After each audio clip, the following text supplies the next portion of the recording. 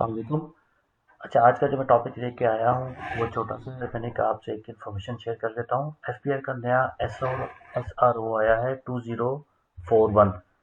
अच्छा, इसमें आप बैंक एज एफपीआर के एजेंट के तौर पर काम करेंगे और जो टैक्स आप पहले सप्लाईज के ऊपर जमा करवाते थे खुद, अब ये बैंक आपसे डायरेक्टली आपकी पेमेंट के ऊपर खुद टैक्स काटेंगे और जमा करवाएंगे। कौन कौन से बैंक इसके अंदर शामिल होंगे, इसका तरीकाकार क्या होगा, इफेक्टिव डेट क्या होगी, तो वो आज हम इस छोटे से टॉपिक के अंदर स्टडी करेंगे। तो मैं स्टार्ट करता हूँ। ये एसआरओ 10 दिसंबर 2024 को आया है, जिसके अंदर उन्होंने कुछ बैंक की जो ब्रांच, ये बैंक्स हैं, टोटल टोटल बैंक्स आते हैं इसके अंदर 34 बैंक्स, ये एज एफपीआर के एजेंट के तौर पर काम करेंगे।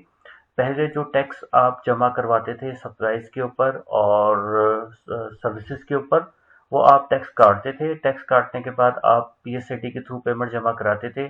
अब वो ये काम बैंक करेगा। अच्छा, पहले थोड़ा सा इसको स्टडी कर लें, किन किन लोगों पे ये एप्लीकेबल होगा, कौन कौन लोग इससे मुस्तस्ना है, तो वो सारा आज स्टडी करेंगे। अच्छा, पहले पाकिस्तान में जो टैक्स का जो सेटअप है उसका मैं थोड़ा सा आपको ओवरव्यू दे दूं कि पाकिस्तान में अब जितनी भी कंपनीज हैं, every individual company, partnership, associate of person responsible for making payment for supply of good, जितना भी इंडिविजुअल कंपनी, पार्टनरशिप या एसोसिएट ऑफ पर्सन है, ये जब भी कोई चीज़ खरीदते हैं या कोई सर्विस लेते हैं तो at the time of payment जब at deduct as per FPR के जो इनकम टैक्स ऑर्डिनेंस है उसके मुताबिक टैक्स काटते हैं और रिमेनिंग पेमेंट पार्टी को कर देते हैं। फॉर एग्जांपल मैं थोड़ी बैंक और जिन लोग नए हैं जो टैक्स से उनको फेमिलियर नहीं है उनके लिए मैं थोड़ा सा एग्जांपल भी थोड़ा सा डिस्कस कर देता हूँ कि फॉर एग्जांपल आपने 1 लाख रुपए का सामान खरीदा as company, associate of person या इंडिविजुअल कैपेसिटी के अंदर, या आपने सर्विसेज ली। At the time of payment जब पेमेंट करने लगे तो ये मैंने रेट लिखा है सप्लाई का 5% टैक्स था।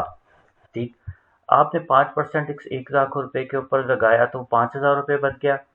तो जो पार्टी को आप चेक इशू करेंगे वो ऑफ कोर्स 95,000 का उसकी फेवर के अंदर एक चेक बना के दे देंगे, जो वो बैंक के पास जाएगा और जाके इस चेक को कैश कैश करवा देगा या अपने अकाउंट में जमा करवा देगा। अब प्रोसीजर अब चेंज हो गया है। अब जाहिर बात है, जो आप कंपनी जो ये टैक्स काटती हैं वो 7 दिन या 14 दिन के अंदर इसकी पीएसआईडी बनाती हैं। पीएसआईडी बनाने के बाद वो बैंक में जाके एक चालान एफपीआर के ऊपर चालान क्रिएट करती हैं। क्रिएट करने के बाद वो चालान आप एफपीआर के अंदर जाके चालान सॉरी ये बैंक के अंदर चालान जमा करवा देते हैं और आपकी टैक्स लायबिलिटी फुलफिल हो जाती है। अब अब इसने जो अब थोड़ा सा एसआरओ का पढ़ लेते हैं। अच्छा जी, जो अब एसआरओ है इसके अंदर उन्होंने ये 10 दिसंबर 2024 को उन्होंने अनाउंस किया है। उसके अंदर ये 34 जो बैंक्स हैं इनके एज एफपीआई, इसके अंदर बैंक इस्लामी है, बैंक रबी, बैंक फजा, अस्करी बैंक, नेशनल बैंक और समित बैंक, और इसमें आप पढ़ सकते हैं सारी बैंक्स जो हैं। अब ये क्या करेंगे कि इनको ये एफपीआर के एजेंट के तौर पर काम करेंगे। अभी जितनी भी आप सप्लाईज करेंगे उसका एक स्वैप, इन्होंने एक सॉफ्टवेयर बनाएंगे। उस स्वैप का फॉर्म होगा या सॉफ्टवेयर होगा, उसके अंदर आप एज पर रिक्वायरमेंट देंगे कि हमने फला पार्टी, उसका एमटीएन ये है, उससे इतनी की हमने सर्विसेज खरीदी हैं और सप्लाई। अच्छा, इन्होंने दो सेक्शन अब गए हैं, 153(1)A, 153(1)B। इसका इसका मतलब है कि जितनी सप्लाई होगी और सर्विसेज, इन दो के ऊपर उन फिलहाल आप ये इसके अंदर टैक्स की हायरार्की में ये शामिल हुए हैं। इसके अलावा सैलरी का टैक्स जो आपका रेंट पे टैक्स है 155, वो कोई टैक्स इन्होंने शामिल नहीं किया, सिर्फ सप्लाई एंड सर्विसेज 153 का। अच्छा, अब ये करेंगे क्या? अब पहले तो टैक्स काट के पार्टी को चेक दे देते थे, अब ऐसा नहीं होगा। अब आप एक फॉर्म होगा या सॉफ्टवेयर होगा जिसके अंदर आप लिखेंगे कि फला पार्टी है, उसका सीएनआईसी है, हमने उससे इतनी परचेज खरीदी है, इतनी इनवाइस वैल्यू है, और वो मे बी आपको एविडेंस भी साथ लगाने पड़े। अब इतना टैक्स बन गया। अब क्या करेगा, ये इसका स्वैप पोर्टल होगा, जब इस पर आप डिटेल फिल कर देंगे तो ये ऑटोमेटिकली टैक्स को काट के एफपीआर को दे देगा और जो रिमेनिंग पेमेंट होगी वो पार्टी को डायरेक्टली रिलीज कर देगा। क्यों? अच्छा, इसमें पहले आप आपकी इन्वॉल्वमेंट इसमें खत्म, क्योंकि जब आप पहले पहले ये होता था कि आप जब टैक्स काट के बैंक के थ्रू पेमेंट करवा देते थे, एफपीआर को टैक्स की अमाउंट पहुंचती थी।